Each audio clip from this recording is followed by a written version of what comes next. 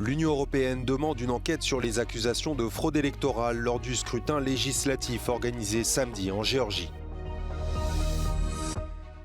Des milliers de personnes dans les rues de Tbilissi, elles contestent la victoire du parti au pouvoir lors des élections législatives.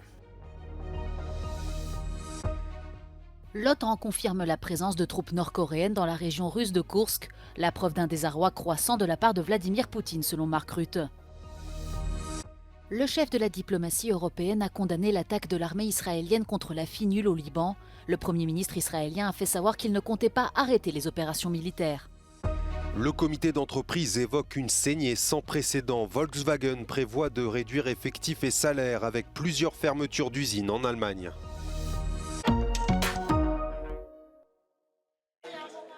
Intimidation, achat de voix ou encore falsification de vote électronique. L'opposition géorgienne accuse le parti du Premier ministre Irakli Kobaïdze d'avoir bénéficié de fraude lors des élections législatives samedi. Après la victoire du parti pro-russe au pouvoir Rêve géorgien, Bruxelles appelle à enquêter sur les accusations de fraude électorale. They have a right to know what happened this weekend, and they have a right to see that electoral irregularities are investigated swiftly, transparently and independently. Selon les observateurs de l'OSCE, les élections ont été organisées dans des conditions acceptables tout en relevant de potentielles pressions exercées sur nombre d'électeurs. Ce lundi, 13 pays européens ont condamné la violation des règles internationales lors du scrutin, jugées incompatibles avec les normes attendues d'un pays candidat à l'adhésion à l'UE. To rzeczywiście niepokojące, że wynik wyborów znacznie odbiega od przewidywań. W tej chwili badane są techniczne aspekty procesu liczenia głosów, no i nieregularności, które zostały stwierdzone. Voix européenne discordante, le Premier ministre hongrois Viktor Orban, proche de Moscou, s'est rendu lundi soir en Géorgie, saluant la victoire écrasante du parti au pouvoir. Un pied de nez à l'UE, dont son pays assure la présidence tournante. Des milliers de Géorgiens sont descendus dans les rues de Tbilissi ce lundi pour protester contre le résultat des élections législatives de samedi. Celles-ci ont été remportées par le parti pro-russe au pouvoir Rêve géorgien, même si les accusations de fraude et d'irrégularité se multiplient. La présidente géorgienne Salomé Zourabichvili a elle-même rejeté les résultats, les qualifiant d'illégitimes.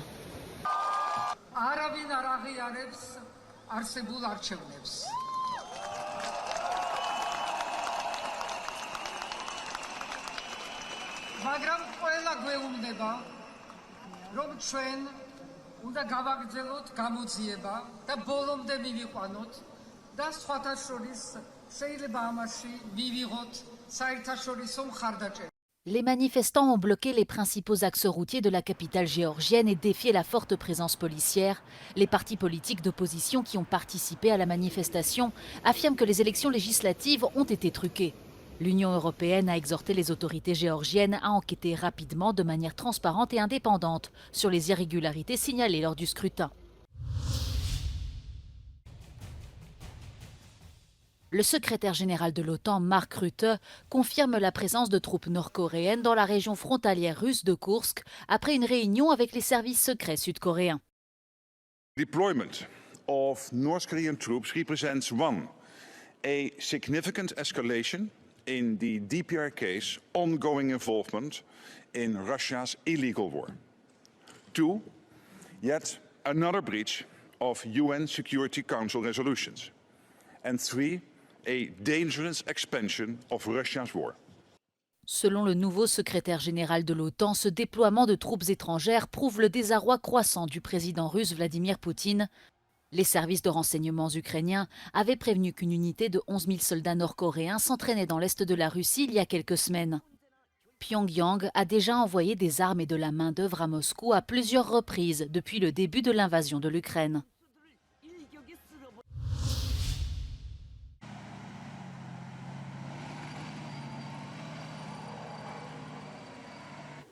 Le résultat de l'élection présidentielle américaine pèsera sur l'issue de la guerre en Ukraine et par extension sur la sécurité de l'Union européenne. Si Donald Trump se vante de pouvoir négocier un accord de paix en 24 heures entre Kiev et Moscou, le retour du candidat républicain à la Maison-Blanche et son discours isolationniste laissent entendre que les Européens devront assumer l'essentiel du soutien à l'Ukraine. If Trump wins the election, he just might say to Ukraine, the last batch of support that you got, well, that was the last batch. And that would cause a great problem because Europe is not ready to take over. And it means that within 3, 4, 6 months, Ukraine could find itself without sufficient war material to prosecute a war. La vice-présidente des États-Unis affiche son soutien à l'Ukraine. Kamala Harris dit aussi vouloir préserver l'architecture de la sécurité européenne. Toutefois, même en cas de victoire de la candidate démocrate, les Européens devront probablement renforcer leurs capacités. I assume that even if Harris wins the elections, that she will say to the European allies, this is your problem in the end, and you will have to take over the burden of militarily supporting Ukraine. But I assume Harris will leave us time. She will do so gradually. Quelle que soit l'issue de l'élection américaine, l'Union européenne devrait maintenir son soutien à Kiev. En revanche, les 27 devront peut-être revoir leurs priorités et leurs stratégies. The question is, what is in the end our strategy? And the last European Council said, we will support Ukraine for as long as it takes, as intensely as it takes, until the liberation of all of its territory. But do our military and political leaders really believe that? If so, they should give a lot more arms and ammunition. But if actually they no longer believe that, then they should decide, what is then the second best option, or the least bad alternative, but an alternative that is feasible. Le scrutin américain sonne comme un signal d'alarme pour l'Union. Les Européens doivent se préparer à répondre à un ordre mondial en pleine mutation. Il semble que dans ce nouveau paysage géopolitique, les 27 devront davantage compter sur eux-mêmes.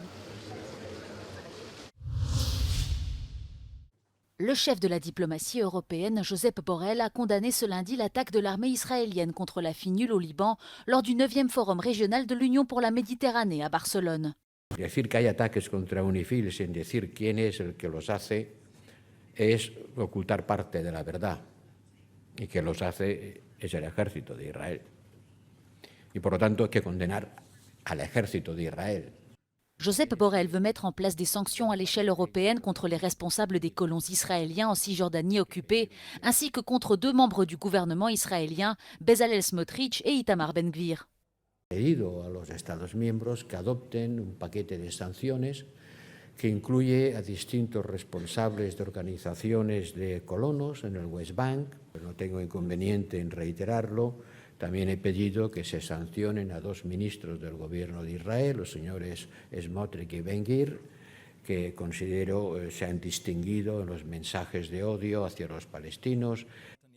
De son côté, le Premier ministre israélien Benjamin Netanyahou a assisté à une cérémonie commémorative pour les soldats et les civils tombés au combat depuis le 7 octobre.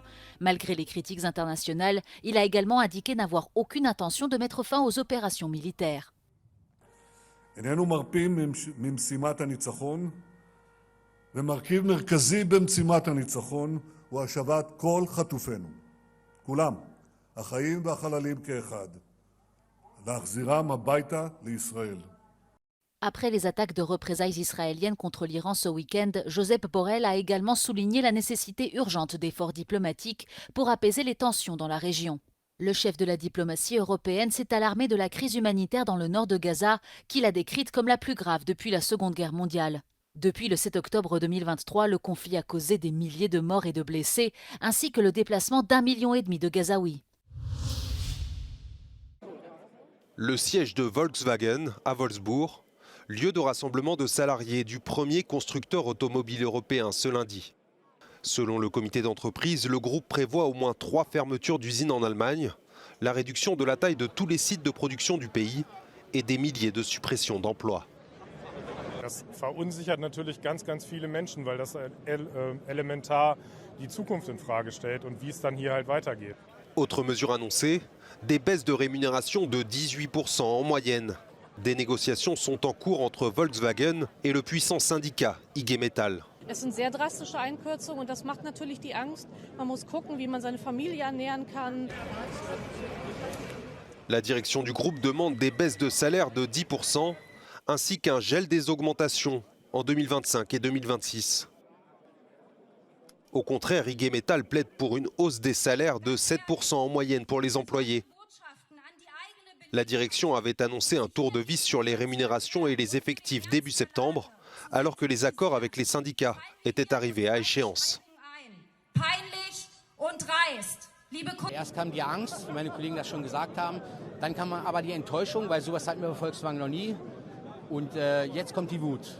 Alors que l'Allemagne subit une phase de récession, la direction de Volkswagen souligne que ses ventes sont inférieures de 2 millions de véhicules par an par rapport au niveau pré-Covid-19.